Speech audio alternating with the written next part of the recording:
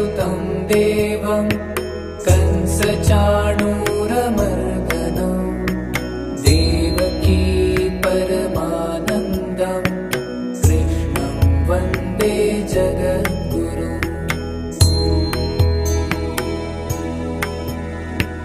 आतसी पुष्पसङ्काशं हारनूपुरशोभितम्